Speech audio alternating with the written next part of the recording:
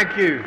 Before we begin, I understand we have a special presentation that will be presented by our Cadet Colonel and Regimental Commander, Ben Snyder. Come forward, please, sir.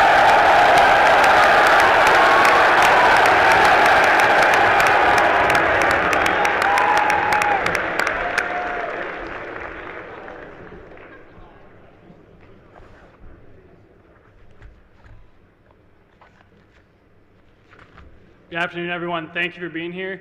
On behalf of the South Carolina Corps Cadets, I'd like to present a picture of a cadet folding our gracious American flag, sir. Thank you, sir.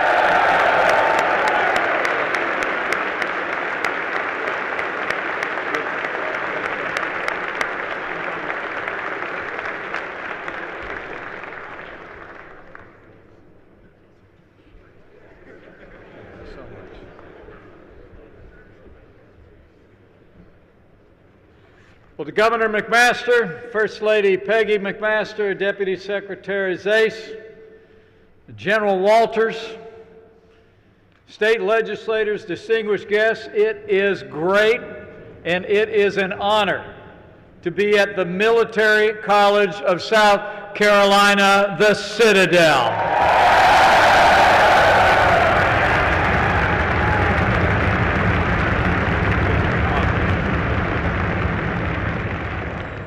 I want to thank you all. I want to thank you all for that warm welcome, for this inspiring view. And I also want to thank the leader of the Corps of Cadets, Cadet Colonel Ben Snyder, and all of you for this kind recognition. It means a great deal to me, and I look forward to displaying it at the home of the Vice President of the United States with great pride.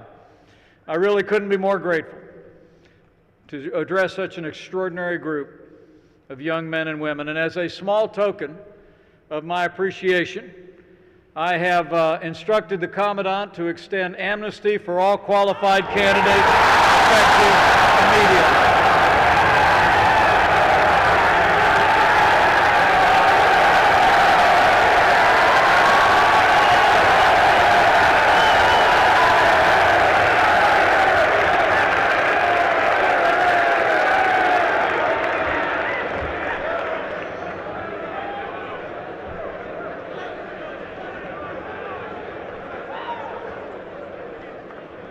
Thank you, General.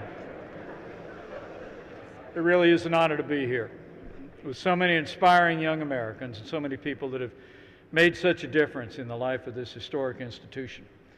There's a couple of people that I have to mention particularly. A fellow I've known for many, many years. He served in Congress from the great state of Indiana.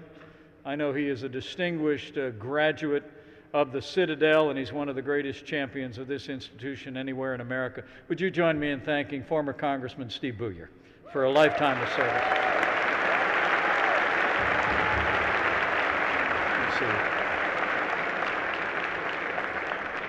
And I also had the pleasure today of meeting an American with an extraordinary lifetime of accomplishments, past, present, and future.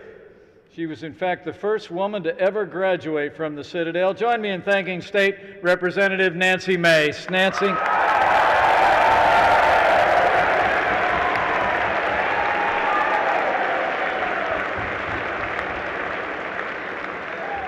Really is great to be here with so many distinguished people from all across the great state of South Carolina. So many friends. And allow me, before I get started, to bring greetings from another friend of mine, a great champion of all of the men and women who serve in the armed forces of the United States of America. I bring greetings from the 45th President of the United States of America, President Donald Trump.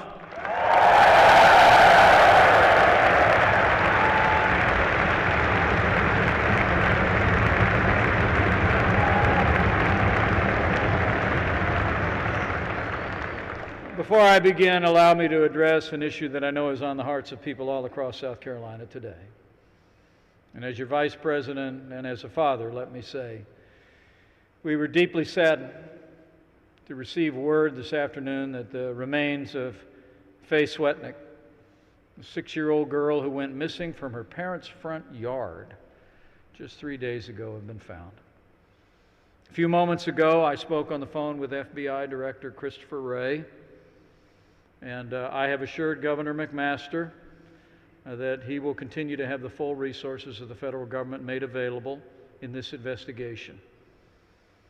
We will continue to work closely with state and local authorities to hold any to account who are responsible for this heinous crime. But I would just urge everyone in South Carolina, hug your kids today and keep this little girl and her family and her community in your prayers. It is great to be back in South Carolina. And as I said, it's a special honor to be here at the Citadel for my very first visit, where you all and those who came before you represent generations who have stood strong in defense of freedom for nearly 2 centuries. It is remarkable to think that 200 years ago, South Carolina militiamen were drilling just outside the old Citadel's grounds. Proud citizen soldiers all dedicated themselves to the principles enshrined in the Declaration of Independence and secured in our Constitution. But more remarkable still was the decision by the state legislature in 1842 to take the guardhouse it had built on those grounds only a few years before and to convert it into an institution of higher learning. And ever since then, the men and women of South Carolina's Corps of Cadets have added to the honor of this state and our nation. Citadel graduates have served in every armed conflict since the Mexican War. They fired on the Federal steamship that tried to reinforce Fort Sumter. They sailed with the first American convoys to Europe in World War I. And during World War II, your cadets enlisted in the armed forces at a higher rate than any other civilian college in America.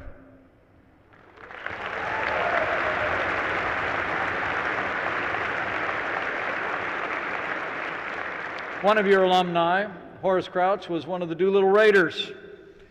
And your class of 1944 is known as the class that never was. Of the 565 cadets who started, almost every last one of them entered the military during the war. The Citadel continued to serve our nation with 76 of your graduates giving the ultimate sacrifice in Vietnam. But just as important as the lives you fought to defend are the ideals that you sought to preserve. That of the citizen soldier, always disciplined, always honest, always true to your core values. Honor, duty, respect. They are the hallmarks of every graduate of the Citadel.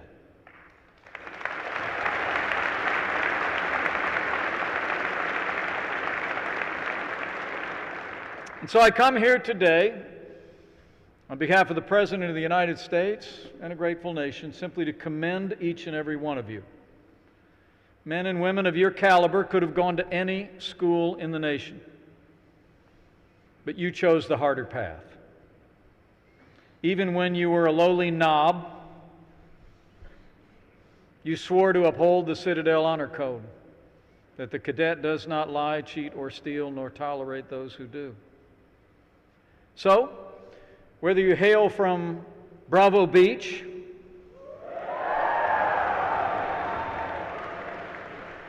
or you drill with the Summerall Guards, or even if you're one of those heartbreaker, life-taker types in our company,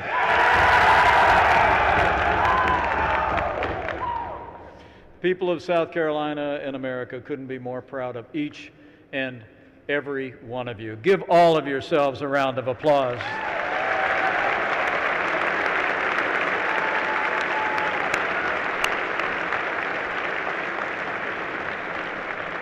The South Carolina Corps of Cadets truly is full of amazing Americans.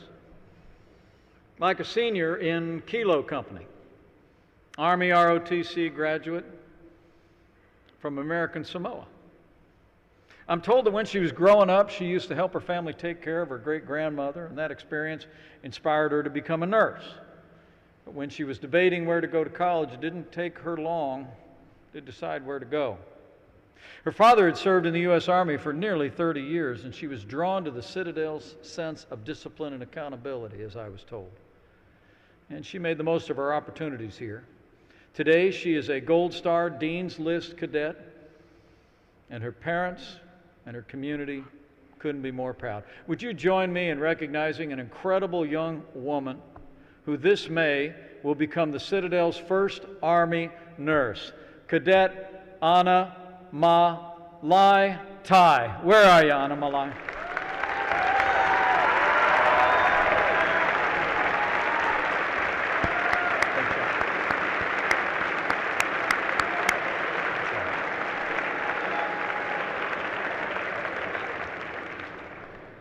Or like another member of this Corps, like a pre-med biology major from actually Irmo, South Carolina. Last year, I'm told he was named one of the top 10 Army ROTC cadets in America. It's not hard to see why. Member of Phi Kappa Phi, Academic Honor Society, Pre-Med Society, even the Citadel Flying Club. Just before he graduates in May, he's going to accept a commission in the United States Army. Join me in thanking and recognizing Cadet Paul Ryan. Where are you, Paul?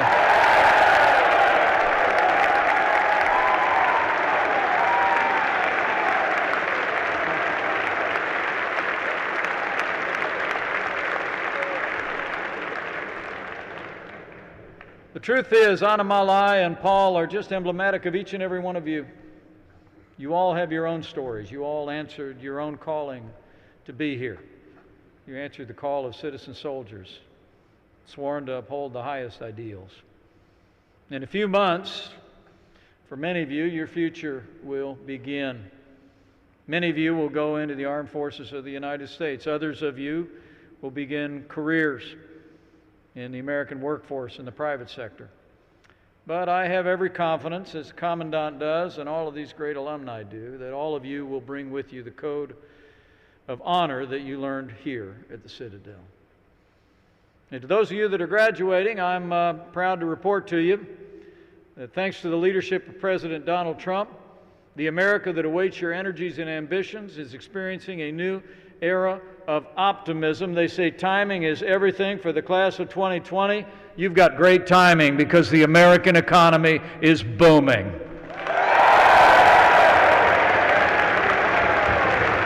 True.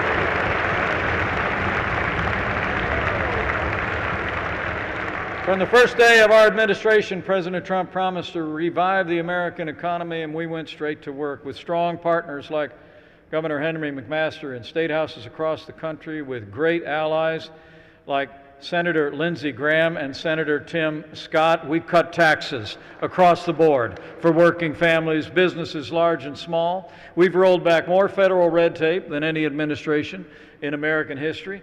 We unleashed American energy. We fought for free and fair trade, and in a little more than 3 years, businesses large and small have created 7 million new jobs across this country, including 121,000 jobs right here in South Carolina.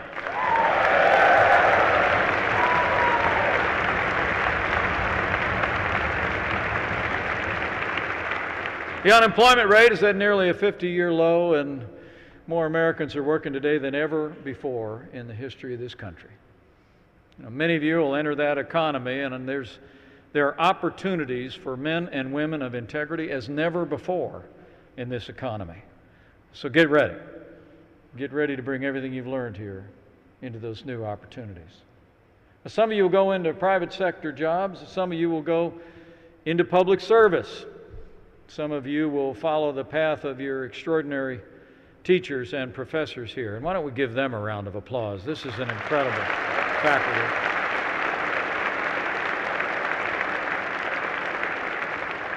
Some of you, we hope, will find your way into public life, serve in public office, as many of the people gathered with us today have done, to serve your country and to stand up for the ideals that you learned here at the Citadel. You know, I can report in my 12 years in the Congress of the United States, it was actually my honor to serve alongside 3 graduates of the Citadel during my tenure. Not only Congressman Steve Booyer, but Congressman Gresham Barrett and Senator Fritz Hollings, all proud graduates of the Citadel and all great and distinguished public servants.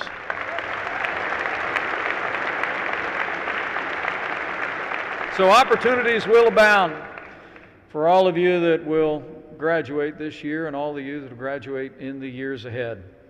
But of course, the Citadel has a long and storied tradition of preparing cadets not just for careers and lives in private life and in business and in enterprise and in education and in public service, but there's an extraordinary tradition here of military service. Upon graduation, I'm actually told by the Commandant that approximately 1/3 of you will receive a commission in the United States Armed Forces. And on behalf of our Commander-in-Chief, you have the thanks of the American people for stepping forward to serve our nation. Thank you all. But here at the Citadel, all of you know the Armed Forces of the United States is the greatest force for good the world has ever known.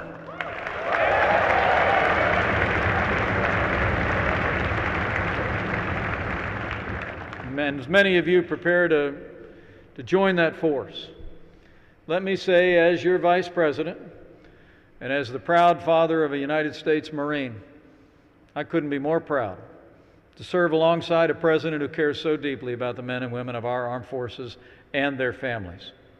From the earliest days of our administration, President Trump has taken decisive action to make the strongest military in the history of the world stronger still.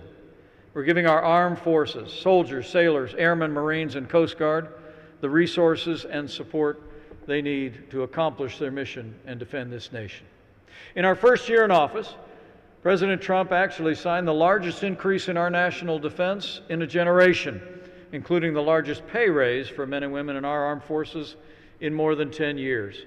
And as the President said in his historic State of the Union address just a little more than a week ago, in his words, we've purchased the finest planes, rockets, ships, and every other military equipment. Our soldiers, sailors, airmen, Marines, and Coast Guard will have the best, and it'll all be made right here in the USA.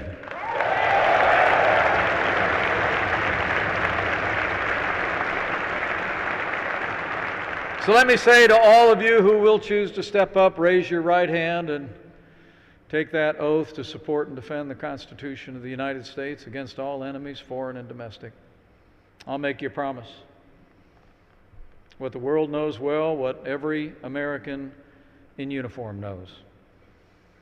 You will have a Commander-in-Chief who will always have your back.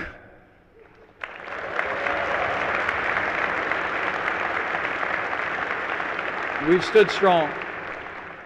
We stood for a strong national defense. But all of you here know, and all of your training here, the discipline that you've learned, the academic work you've done, these hallways, you all know already. The strength of our military ultimately comes from the courage and character of the men and women who serve. You know, it's always humbling for me to have the opportunity to address men and women in our armed forces, those who have served and those who will serve. Because you see, my life didn't take me into the uniform of the United States. But I'm the proud son of a United States Army combat veteran, Lieutenant Edward J. Pence, fought in combat in Korea. He came home with some medals on his chest, and they promptly went in the drawer, and my dad always said the heroes in the Korean War were the ones that didn't come home. Really, I was raised to have a deep sense of humility and gratitude, the gratitude that every American feels for the men and women who step forward to defend us. And I am, in fact, among the millions of Americans who have lived beneath and enjoyed the freedom that generations who have passed through the Citadel have secured. And so I'm really here to pay a debt of gratitude. You know, the good book says, if you owe debts, pay debts. If honor, then honor. If respect, then respect. And I'm here as a family member of those who are serving and who did serve, to say on behalf of a grateful nation, the American people are grateful to each and every one of you and all the extraordinary men and women of the Citadel.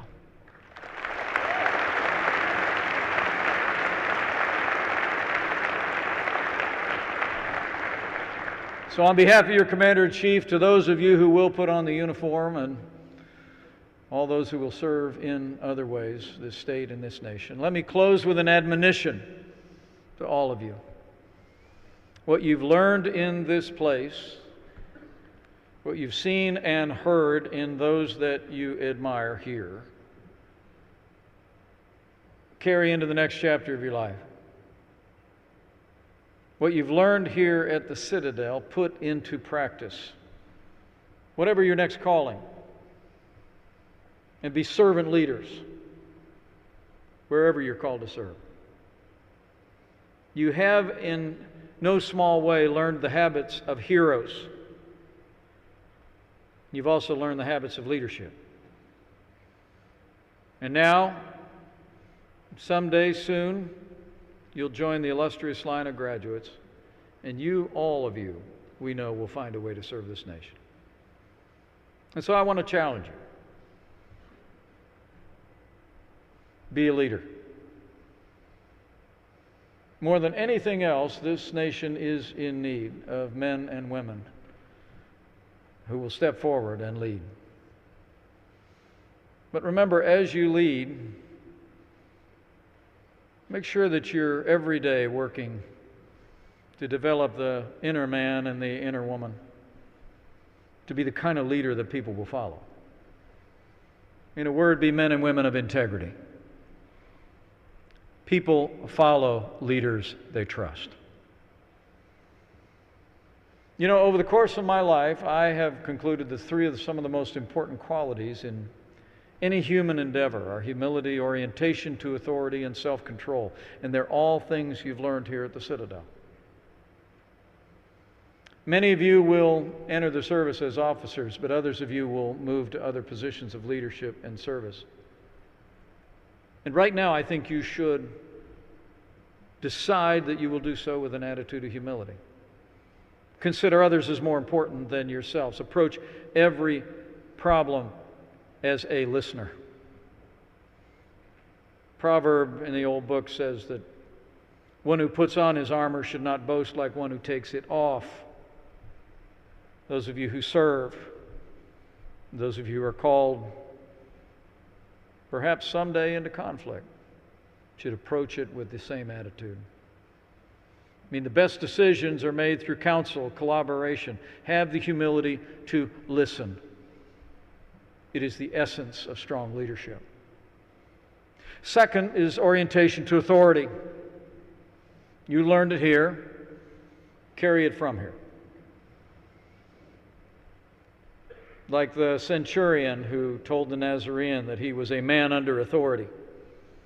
So many of you will be men and women under authority. So I admonish you, those that will put on the uniform, respect the unified chain of command.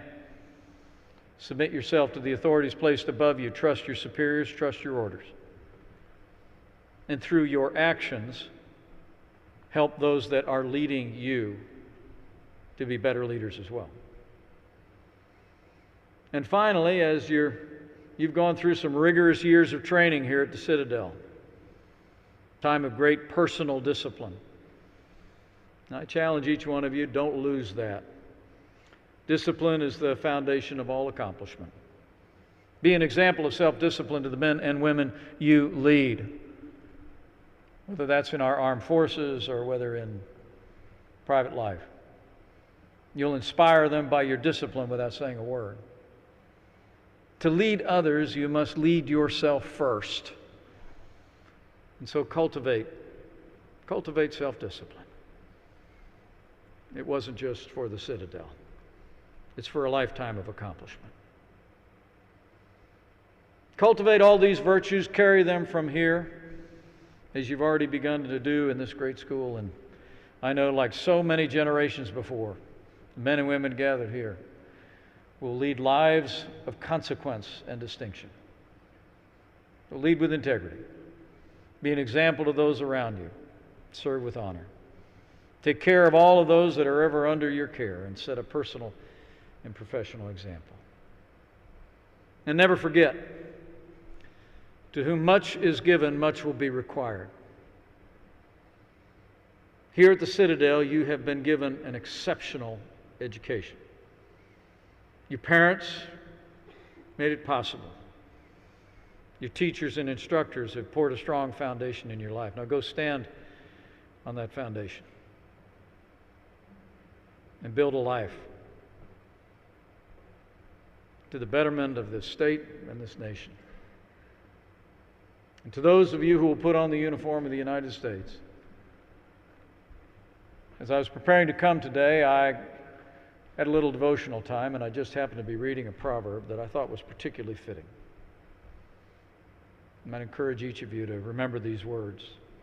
Those of you that will be called to wear the uniform. Those of you who are willing to step forward in harm's way, just remember. No king is saved by the size of his army. No warrior escapes by his great strength. A horse is a vain hope for deliverance.